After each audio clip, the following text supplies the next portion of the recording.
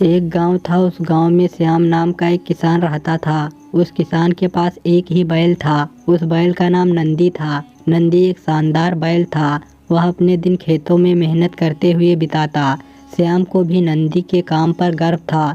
सुबह से शाम तक मेहनत करने वाला नंदी केवल भोजन एवं पानी के लिए रुकता। नंदी मेहनती के साथ साथ मालिक प्रेमी भी था।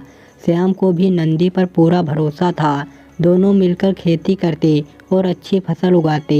एक बार श्याम और नंदी खेत से लौट रहे थे।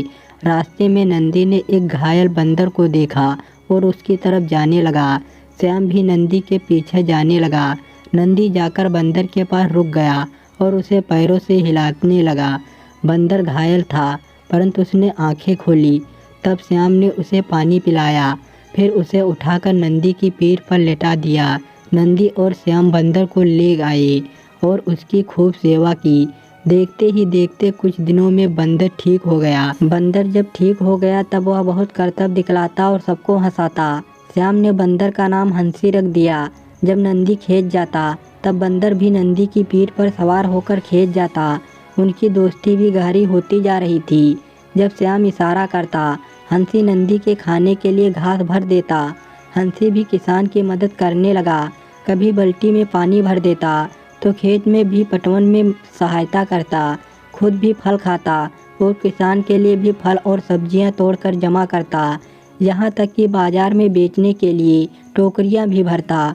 श्याम के घर दो ही जानवर थे, नंदी बैल और हंसी बंदर। खुशी खुशी जीवन जी रहे थे। बरसात का मौसम था। श्याम ने अपने खेत में मकई की खेती की थी। मकई की अच्छी फसल हुई थी। अब बस मकई के पौधों से भुट्टे तोड़ने बाकी थे। इसी बीच श्याम एक विवाह निमंत्रण में चला गया। बस दिन भर की बात थी। श्याम शाम को वापस लौटने वाला था। नंदी घर के बाहर बंधा था। हंसी भी वहीं खेल रहा था। श्याम के घर से ही खेत दिखता था। तभी श्याम की खेत में कुछ लोग घुसे और भुट्टे तोड़ने लगे। यह देखकर नंदी रंभाने लगा।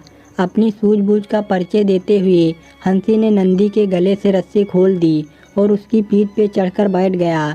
नंदी दौड़ता हुआ खेत पहुंचा और तेजी से इधर उधर दौड़ने लगा। भुट्टा चोर इधर उधर भागने लगे। नंदी और हंसी ने मिलकर सारे चोर भगा दिए। किसी का गमछा खेत में गिर गया तो भागने में किसी की चप्पल टूटकर खेत में रह गई। हंसी ने नंदी को घर चलने का इशारा किया। नंदी हंसी को लेकर घर चला आया। वहाँ हंसी ने घास ढोने वाले बोरे को नंदी की पीठ पर रखकर बैठ गया। फिर दोनों वापस खेत आ गए। श्याम के पास घास लाने के लिए दो बोरे थे जो आपस में रस्सी से जुड़े थे। श्याम उसे नंदी की पीठ पर ऐसे रखता कि रस्सी नंदी की पीठ पर और दोनों बोरे नंदी के बाएं एवं दाएं ओर लटकते होते। हंसी ने भी नंदी पर बोरे को ऐसे रखकर उसमें भुट्टा तोड़ तोड़ कर भरने लगा। जब दोनों बोरे भर गए तब वे दोनों घर आए। हंसी तो बोरे नहीं उतार पाता तो नंदी धीरे से बैठ गया और रस्सी से बाहर निकल आया। हंसी ने भुट्टे से भरे बोरे को ढक दिया। फिर दूसरे घास ढोने वाले बोरे को नंदी की पीठ पर रखकर खेत चला आया और फिर से बोरों में भुट्टा जमा करने लगा। इसी बीच श्याम घर पहुंचा तो देखा कि पुआल का ढेर लगा है और दोनों जानवर गायब हैं। वह कुछ समझ नहीं पाया। जब पुआल हटाने लगा तो पाया कि भुट्टे से भरे बोरे हैं।